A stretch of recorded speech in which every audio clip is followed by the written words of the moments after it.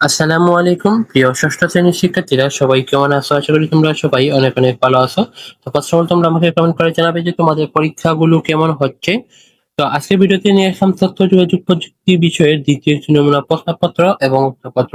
তো তোমরা মনোযোগ সহকারে সম্পূর্ণ ভিডিওটি কন্টিনিউ করতে থাকো এবং ভিডিও শেষ অথবা ভিডিওর মাঝে আমি বলে দিব যে নমুনা প্রশ্নপত্র পিডিএফ তোমরা কোথায় পাবে। তো সম্পূর্ণ ভিডিওটি তোমরা কন্টিনিউ করতে থাকো। তো এখানে 1 নম্বর প্রশ্নে বলেছে কি, এই যে এটিএম কার্ডের ব্যবহার ক্ষেত্র কোনটি? তো এখানে 1 নম্বর প্রশ্নের সঠিক অ্যান্সারটি হবে গ, ব্যাংকিং।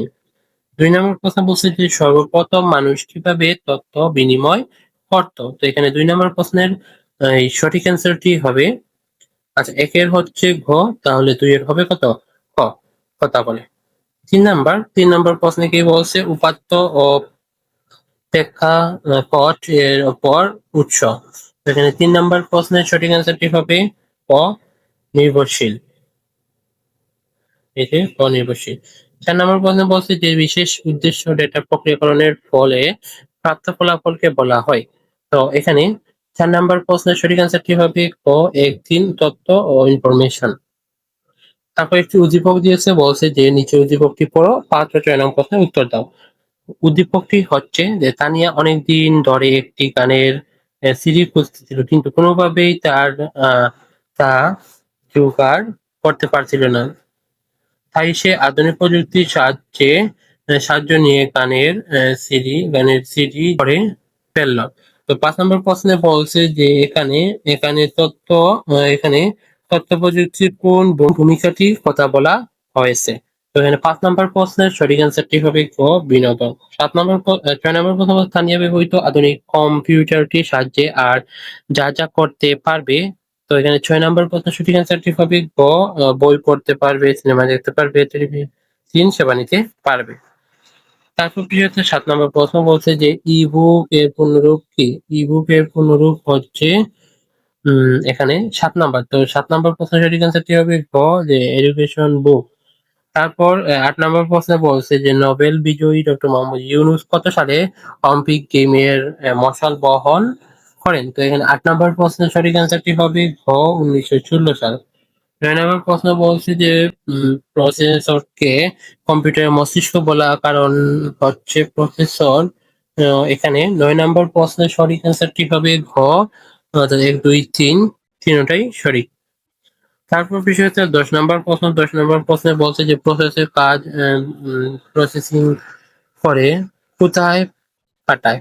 এখানে 10 নম্বর প্রশ্নের সঠিক অ্যান্সারটি হবে এই যে ঘ নাম্বার, যে মেমোরি। 11 নম্বর প্রশ্নে বলছে যে কম্পিউটার ব্যবহার যে কাজগুলো করা যায়।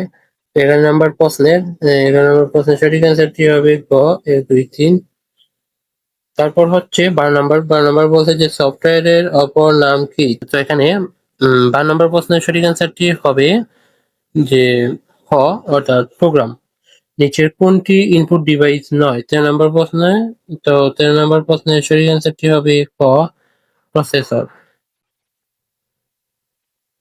তো তারপর শিক্ষার্থীরা এভাবে তোমাদের পরবর্তীতে 15টি একটা রয়েছে যে এসএস আইডি এর পূর্ণরূপ কি? তো এখানে 15 নম্বর প্রশ্নের সঠিক অ্যান্সারটি হবে ক।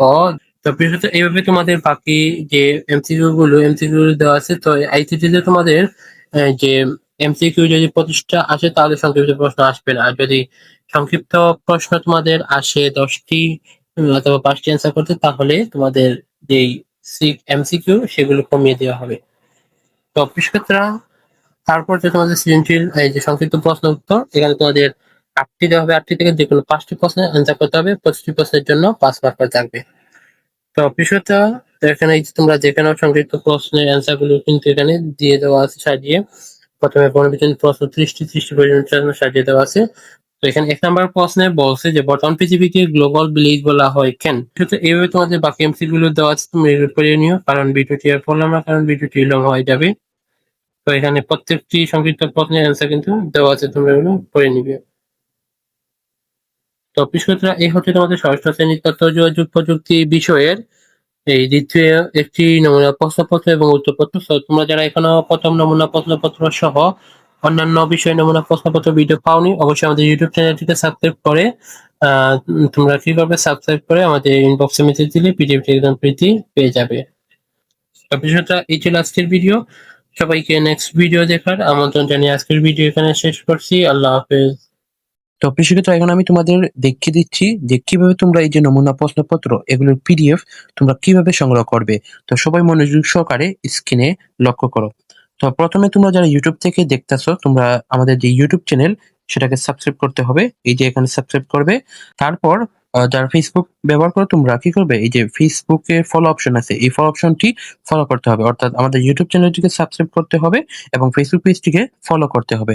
ফলো করে দুইটা স্ক্রিনশট নিবে ইউটিউবের এবং ফেসবুকের। সেই স্ক্রিনশটটি আমাদের যে স্ক্রিনে একটি নাম্বার দেখতে পাচ্ছ এই নাম্বারে হোয়াটসঅ্যাপে মেসেজ করতে হবে, অথবা আমাদের যে ইজি এডু ফেসবুক পেজ সেই ফেসবুক পেজে তোমরা ইনবক্সে মেসেজ করবে। তাহলে আমি চেক করে তোমাদের যে একটি গ্রুপে তোমাদের এড করে নিব এবং সেই গ্রুপেই কিন্তু তোমরা সকল নমুনা প্রশ্নপত্র পিডিএফ ইত্যাদি পেয়ে যাবে। তো আমি যে প্রসেসটি বলেছি তোমরা প্রথমে আমাদের ইউটিউব চ্যানেলটিকে সাবস্ক্রাইব করতে হবে, তারপর ফেসবুক পেজটিকে ফলো করতে হবে। তো যারা কিন্তু করবে না তারা কিন্তু পিডিএফ গুলো পাবে না। তোমরা অবশ্যই চ্যানেলটিকে সাবস্ক্রাইব করবে এবং ফেসবুক পেজটিকে ফলো করে স্ক্রিনশট নিবে। স্ক্রিনশটটি আমাদের ইনবক্সে দিবে। তাহলে আমি তোমাদের চেক করে একটি গ্রুপে এড করে দিব এবং সেই গ্রুপেই তোমরা কিন্তু সকল বিষয় নমুনা প্রশ্নপত্রের পিডিএফ ইত্যাদি পেয়ে যাবে। তো আশা করি সবাই প্রসেসটি বুঝতে পেরেছো।